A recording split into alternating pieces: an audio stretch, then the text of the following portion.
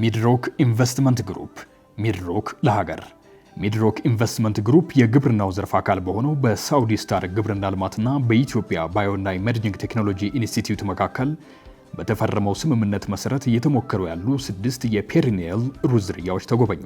ይህ የሩዝ ዝርያ አንድ ጊዜ ተዘርቶ በዓመት 3 ጊዜ ለተከታታይ 6 እስከ 8 ዓመታት ምርት መስጠት የሚችል የክፍለ ዘመኑ የግብርና ምርጥ ግኝቶች መካከል የተመደበ ዘመናዊ ቴክኖሎጂ ነው። ዓመቱ መሬት ማረስን መዝራትንና ችግኝ ማዛመድን ስለማይጠይቅ የማምረቻ ዋጋ ከመቀነሱም በላይ የአፈር ምርትን ለመጠበቅና የአረም ጥቃትን ለመቀነስ ዘርፈ ብዙ ጠቀሜታ ያለው ነው። በጉብኝቱ ላይ የጋምቤላ ብሔራዊ ክልላዊ መንግስት ርዕሰ መስተዳድር ወይዘሮ አለሚቱ ኡሞድና በህዝብ ተወካዮች ምክር ቤት የሰው ሀብት ልማት ስራ ስምሪትና ቴክኖሎጂ ጉዳዮች ቋሚ ኮሚቴ ሰብሳቢ ዶክተር ነገሬ ለንጮ ተገኝተዋል።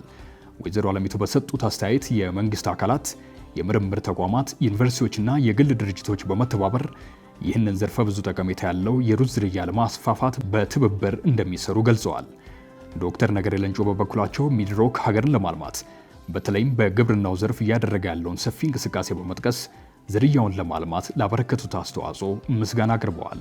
የሳውዲ ስታር ግብርና ልማት ስራ አስኪያጅ አቶ ብርሃኑ ተስፋዬ ሩዙን በዘላቂነት በማምረት ለአርሶ አደሩ ዘር በማቅረብ እንዲሁም ምርቱን በድርጅቱ እርሻ ውስጥ በስፋት በማምረት የኢትዮጵያን የምግብ ዋስትና ለማረጋገጥ የሚደረገውን ጥረት ማገዝ የተቋሙ ባለቤት የሼህ መሐመድ ሁሴን አሊ አላሙዲ ራዕይ በመሆኑ ይህንን ለማሳካት እንደሚሰሩ ተናግረዋል። ከጉብኝቱ ጎን ለጎን ከሀገር ውስጥና ከቻይናው ዩናን ዩኒቨርሲቲ በተገኙ ባለሙያዎች መካከል ቴክኖሎጂውን በማስፋፋት ዙሪያ የልምድ ልውውጥም ተደርጓል። በሚድሮክ ግብርና ዘርፍ የምርምርና ልማት ዳይሬክቶሬት ኮርፖሬት ዳይሬክተር የሆኑት ዶክተር አለማየሁ ደንጊያ ቴክኖሎጂው ሳውዲ ስታር ወጥኖት የነበረውን ሰፊ የሩዝ ልማት ለማሳካት መልካም አጋጣሚ የፈጠረ መሆኑን ገልጸው ምርት በኮምባይነር ሲሰበሰብ ሊገጥሙ የሚችሉ ተግዳሮቶችን፣ የዝርያዎቹን የራቱኒንግ አቅምና የንጥረ ነገር ይዘት ላይም ትኩረት ተደርጎ እንዲሰራ አሳስበዋል። ሚድሮክ ኢንቨስትመንት ግሩፕ በኢትዮጵያ የምግብ ዋስትናን ለማረጋገጥ በሚደረገው ጥረት ዘመናዊ ቴክኖሎጂዎችን በመጠቀም አርሶ አደሩንና ሀገራዊ የግብርና ልማትን የሚደግፍ ስትራቴጂካዊ ሚናውን አጠንክሮ ይቀጥላል።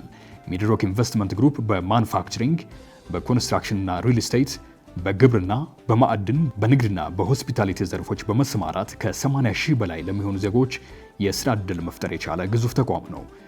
ሚድሮክ ኢንቨስትመንት ግሩፕ ከዓመታዊ ትርፉ 10 በመቶውን በመመደብ ማህበራዊ ኃላፊነቱን እየተወጣ ይገኛል። ሚድሮክ ኢንቨስትመንት ግሩፕ የሀገር ሀብት